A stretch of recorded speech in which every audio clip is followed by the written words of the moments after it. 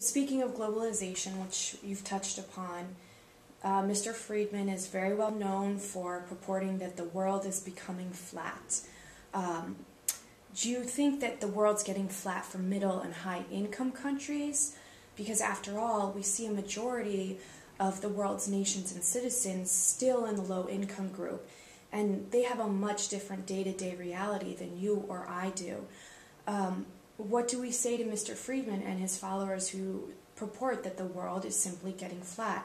Or is he right? Does he have some areas where he's very valid? Well, the world is getting flatter.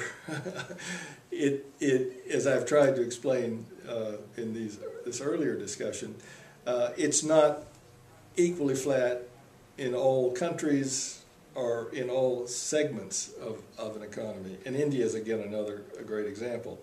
I mean, the outsourcing of software services and call centers to India is well known, and everybody sort of leaps from that to think, well, that must be the way everything happens in India. Mm-hmm. Well, not so. I mean, the world is flat for software services and for call centers in India because basically it's such a new industry that there weren't any incumbents who were going to oppose foreign direct investment or even Indian entrepreneurs building new businesses, provide services abroad. And that's been true of software everywhere. By and large, it's been ahead of government regulation because it's so new, unlike steel and telecommunications and some of these other industries. However, if India provided all the software services for all the countries in the world, in other words, it did all the software the world needs, the whole world needs, it would employ only between 2 and 3% of the workforce in India.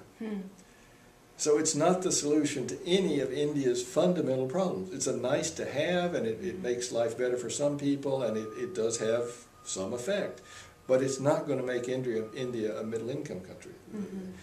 Far more important are the restrictions on retailing in India that I just described, because that denies the Indian consumers access to the ways of retailing that Carrefour and Walmart and Costco and Tesco have all worked out over the decades to deliver high productivity services, and they've shown they do this everywhere. It's not just they are successful in their home country, they can adapt their processes to what people want in Mexico or in Thailand or in China or in Poland, and they certainly can do it, and in Brazil, they can do it anywhere in the world. They just can't do it in India because of restrictions. So the world is not flat for Indian retailing, and that's a much bigger sector than outsourcing software and call centers. So it's really looking at that statement per industry. Right.